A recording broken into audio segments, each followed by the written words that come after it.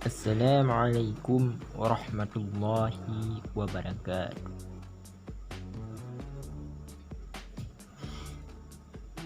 Alhamdulillahi rabbil alamin. Wassalatu wassalamu ala asyrafil anbiya'i wal mursalin wa ala alihi wa sahbihi ajma'in. Amma ba'du. Hadirin, saya ingin bercerita sekilas tentang cerita perdebatan tentang Imam Hanafi dengan ateis, yaitu orang yang tidak mempercayai bahwa Tuhan itu ada. Mereka menganggap Tuhan itu tidak ada. Sejarah singkat Imam Hanafi. Imam Hanafi adalah Imam Abu Hanifah An-Nu'man namanya, yaitu dengan nama lengkap An-Nu'man bin Thabit Al-Kufi, merupakan seorang yang faqih di negeri Irak, salah satu imam dari kaum muslimin, pemimpin orang-orang yang alim, salah seorang yang mulia dari kalangan ulama, dan salah satu imam dari 4 imam yang memiliki mazhab yang di kalangan umat Islam beliau lebih dikenal dengan sebutan nama Imam Hanafi. Oleh karena itu, mari kita mulai. Dalam pembahasan, sebagian ulama diterangkan bahwa pada satu masa, yaitu masa Hammad, yakni Hammad ini merupakan guru daripada Abu Hanifah. Pada masa tersebut terdapat seorang dahri. Dahri ini adalah orang yang anti Tuhan atau ateis, yang selalu menentang para ulama untuk berdebat. Para ateis tersebut selalu mempertanyakan kalimat, kalau Allah itu memang ada, kenapa dia tidak bisa dilihat? Dengan pertanyaan yang seperti ini, banyak sekali para ulama yang telah dikalahkannya, sehingga suatu saat sampailah tantangan dahri itu, adapun ateis tersebut, kepada Hammad, yakni guru daripada Abu Hanifah, dan oleh penguasa ataupun raja ataupun khalifah pada tempat tersebut memerintahkan beliau, yaitu Hammad, untuk melayani tantangan tersebut. Hammad yang sudah mengetahui materi-materi pertanyaan yang selalu diajukan menjadi tidak dapat tidur, karena terus berpikir mencari jawaban yang bisa masuk akal, yang bisa diutarakan di depan sang pendebat. Beliau menyadari bahawa sang pendebat tidak menerima dalil nakli, baik itu dari Al-Quran maupun itu dari Al-Hadis, yang telah nyata-nyata menyebutkan keberadaan Allah Ta'ala. Karena dalil yang harus diterangkan dalam debat nanti adalah dalil akli, adapun dalil yang rasional, masuk akal, dan beliau pun terus memikirkan sepanjang malam. Di keesokan harinya datanglah Abu Hanifah, yang kala itu masih tergolong remaja. Dia memang berguru kepada Hammad. Saat Abu Hanifah datang, beliau melihat raut wajah gurunya yang tidak cerah dan terkesan menyimpan masalah. Dia pun bertanya, "Wahai guru, apa yang membuatmu seperti ini? Engkau kelihatan bingung dan sepertinya sedang memikirkan sesuatu." Hamad berkata, "Aku diperintahkan oleh khalifah untuk berdebat dengan seorang dahri. Sudah banyak ulama yang terpojok dengan pertanyaan-pertanyaannya. Dan kini aku pun tidak dapat menyembunyikan rasa cemasku karena dia selalu menuntut dalil-dalil yang bisa diterima akal. Terlebih lagi semalaman aku bermimpi. Mimpiku buruk sekali," kata Hamad. "Apa mimpimu itu, wahai guru?" tanya Abu Hanifah.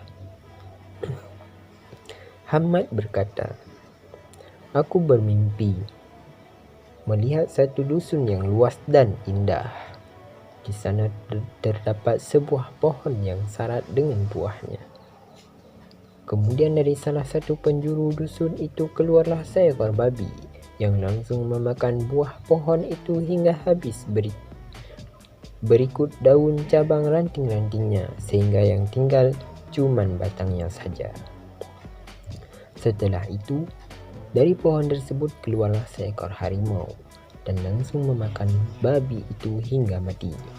Mendengar mimpi tersebut, Abu Hanifah berkata, "Allah telah mengajariku tak bermimpi. Kalau engkau izinkan, maka aku akan takdir mimpimu itu." Hamad pun mengizinkan. Maka mulailah Abu Hanifah mentadbir mimpi itu. Abu Hanifah berkata, "Dusun yang luas dan indah adalah agama Islam. Pohon kayu yang berbuah adalah para ulama. Batangnya yang tersisa adalah engkau. Babi yang memakan buah, daun, serta cabang dan rantingnya adalah dahri, adapun ateis tersebut. Sementara harimau yang membunuhnya adalah aku. Jelas, ini adalah mimpi yang baik. Maka pergilah engkau ke medan perdebatan. InsyaAllah aku akan bersamamu," ucap Abu Hanifah. Mendengar itu, gembiralah Hamad. Ia pun segera berangkat menuju ke sebuah masjid jami yang menjadi arena perdebatan itu, dan beliau diiringi oleh muridnya Abu Hanifah.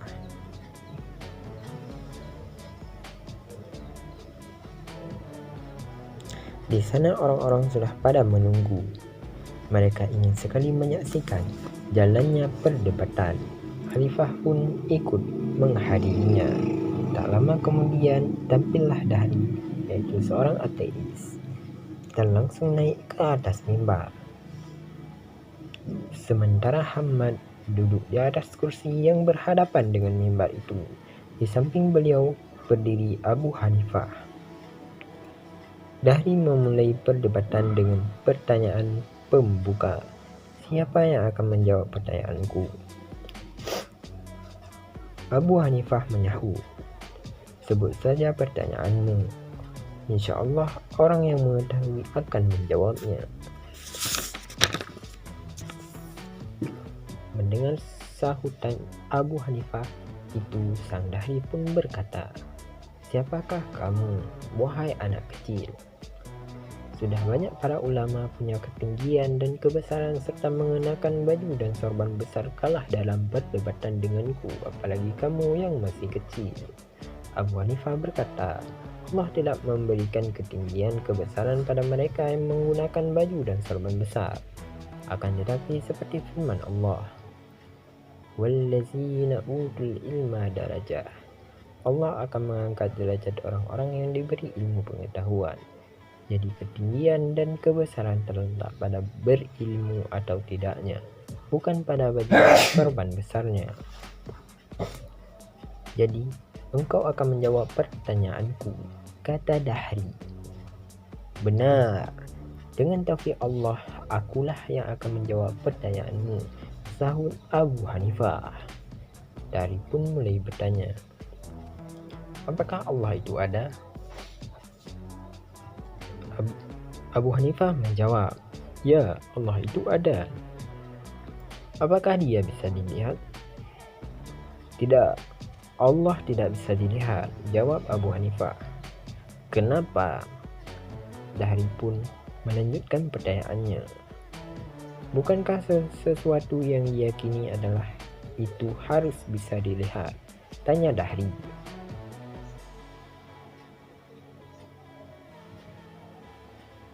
Jawabannya ada pada dirimu sendiri, jawab Abu Hanifah. Apa maksudmu? Dahri bertanya lagi. Maka mulailah Abu Hanifah balik bertanya, apakah kamu yakin bahwa kamu punya nyawa?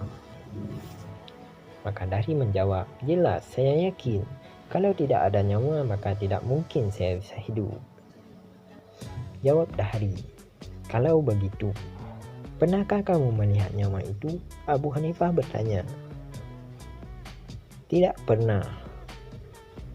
Jawaban dari Dahri.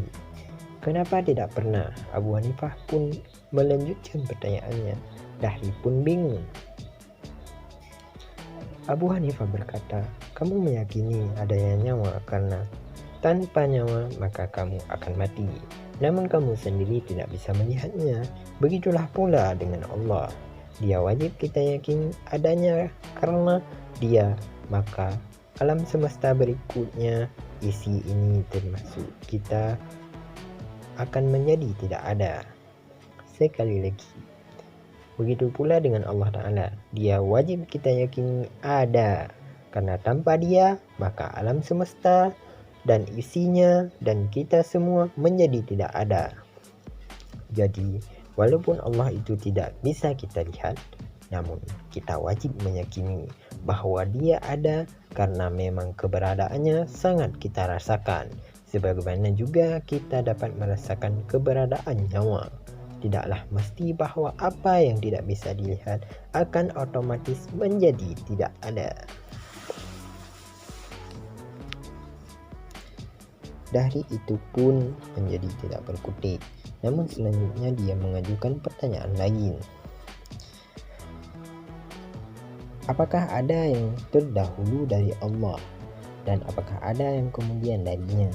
Abu Hanifah menjawab, tidak ada bagi Allah yang terdahulu dan tidak ada pula yang kemudian.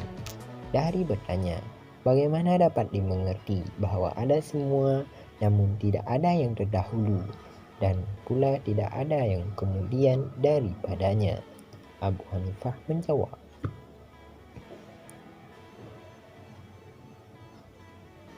jawabannya ada pada dirimu sendiri. Apa maksudmu? Dahri bertanya lagi. Lihat saja jari-jarimu. Apakah ada yang terdahulu dari ibu jarimu? Dan apakah ada yang terkemudian dari jari kelingkingmu? Kata Abu Hanifah. Karena si Dahri bingung dan tercengang, maka Abu Hanifah melanjutkan. Kamu saksikan sendiri bahwa tidak ada yang terdahulu dari ibu jarimu dan tidak ada yang terkemudian dari jari kelingkingmu. Begitulah pula Allah. Tidak ada sesuatu yang terdahulu darinya dan tidak ada pula yang kemudian daripadanya. Mendengar itu, Dahri pun dengan agak kesal berkata, baiklah. Tinggal satu pertanyaan lagi. Apakah yang diperbuat oleh Allah sekarang? Berkata Abu Hanifah, karena yang bertanya itu adalah engkau dan yang menjawab adalah aku, maka sepantasnya lah kamu turun dari mimbar dan aku yang akan naik ke atasnya. Jangan terbalik seperti ini. Masa yang bertanya di atas sementara yang menjawab ada di bawah? Mendengar itu, turunlah Dahri dari mimbar. Selanjutnya Abu Hanifah naik ke atasnya dan langsung menjawab pertanyaan yang terakhir. Ketahuilah bahwa perbuatan Allah sekarang adalah menggugurkan yang batil seperti kamu dan mengangkat yang benar seperti saya. Akhirnya Dahri itu kalah dalam perdebatan tersebut. Karena dalil-dalil akli yang menjadi senjata pemungkasnya dapat dipatahkan oleh dalil-dalil akli dari Abu Hanifah. Andai Abu Hanifah tidak mau menggunakan dalil akli, maka tidaklah bisa menghentikan si Dahri dari pertentangan terhadap keberadaan Allah Subhanahu wa Ta'ala. Pada kasus seperti ini sangatlah dirasakan urgensi dari dalil rasional untuk membela akidah yang benar. Kalau hanya berkuat pada dalil nakli apalagi sampai menafikan dalil akli, maka kita tentu akan terjebak dalam kebuntuan dan kekakuan. Manakala mereka suka menentang atau mereka yang terlalu rasionalis mengesampingkan dalil nakli dan menuntut penjelasan ada hujah-hujah yang masih di akal mereka. Demikianlah sedikit cerita ataupun kisah yang menjelaskan tentang kisah perdebatan Abu Hanifah. Beliau merupakan ulama besar sekaligus pendiri mazhab Hanafi, yaitu lebih kita kenal dari salah satu mazhab daripada mazhab 4, yaitu mazhab Hanafiyah. Sekian ceritanya. Assalamualaikum warahmatullahi wabarakatuh.